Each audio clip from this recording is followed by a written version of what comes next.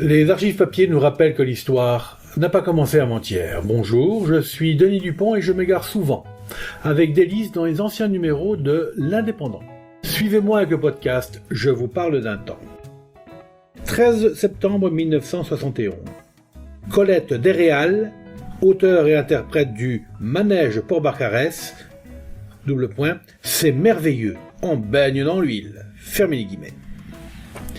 C'est merveilleux, on baigne dans l'huile, a dit Colette Desréals qui a écrit et interprète le Manège Port-Barcarès, feuilleton en couleur, qui tombera, nous en sommes sûrs, avec succès, sur nos petits écrans, en même temps que les feuilles d'automne.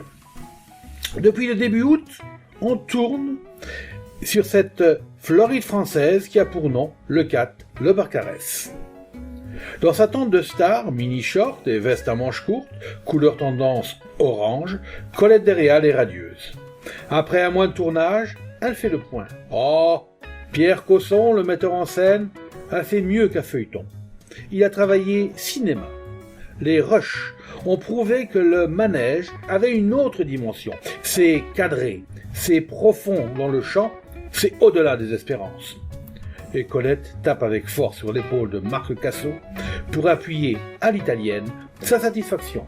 « Je n'ai eu que de mauvais comédiens », ajoute-t-elle d'un air espiègle. C'est de l'humour, bien sûr, car Marc Cassot et Gérard Barret ont été sensationnels dans leurs personnages et dans l'amitié qui lie cette équipe. Marc Cassot a le plaisir de travailler.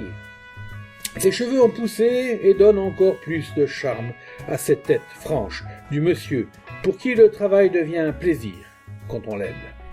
Il a donné à Colette Desréals l'idée de monter à cheval. Elle avait une scène à tourner. Et la créatrice de « Surtout ne joue pas » a bien aimé s'amuser sur les montures de monsieur Vidal, alors qu'au départ ses grandes quatre pattes l'effrayaient. Pour Marc Cassot qui, tous les jours, monte les pur sang, la vie à Port-Barcarès a les charmes des chevauchés et de l'excellente ambiance du tournage. À 15 jours de la conclusion, il pense au futur en aimant le présent.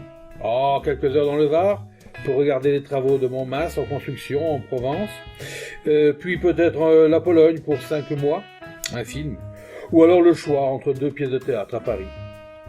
Il parle en piaffant de ses 2 bottes achetées aux États-Unis, dans le pays où les cow-boys font la loi. Yves Sarret, le premier parmi les seconds. Il vient d'arriver dans la production, c'est un vieux du métier, l'un des premiers dans les seconds rôles qu'on remarque souvent davantage que les vedettes. Je connais bien Perpignan. Le soulier de satin, César et Cléopâtre ont marqué mes passages en Roussillon. Il y a 25 ans, Dufy nous avait invités à dîner. Avait fait mon croquis et je l'ai perdu. C'est une faute impardonnable. Dans le film, Yves Sarret joue le rôle d'un conseiller en affaires. Cet homme de théâtre, qui a longtemps joué avec Marie Belle, est un sourire de plus dans l'équipe et un élément de valeur en addition dans le manège Port-Barcarès. Dans 15 jours donc, on abandonnera le littoral, les îlots modernes et les coins perdus qui, demain, disparaîtront pour céder la place aux vacances du futur. Saint-Martin-du-Canigou verra son site fixé sur la pellicule, puis Pierre Cosson ajoutera le mot « fin ». Un travail dans la joie. Le manège de Port-Barcarès aura fini de tourner pour les caméras. Il se remettra en marche pour la télévision et continuera longtemps sa ronde dans la mémoire de ceux qui auront apprécié scénario, acteurs, réalisateurs. Pour l'anecdote, sachez que la diffusion de ce feuilleton a été interrompue brutalement quand la télévision s'est aperçue que les images, les paysages et le semblant d'histoire n'étaient qu'une vaste publicité déguisée pour le Barcarès, alors à la recherche de ses investisseurs immobiliers. Il est dit d'ailleurs que le dernier épisode diffusé montre un des protagonistes s'apprêtant à sauter du haut de la falaise de Leucate. On ne saura jamais s'il saute, ni comment se termine ce manège. C'est peut-être ce qui fait tout son charme. La Floride française de ces années 70 recèle encore bien des surprises. C'était Je vous parle d'un temps, un podcast produit par l'Indépendant et proposé par Denis Dupont à retrouver ici même chaque semaine.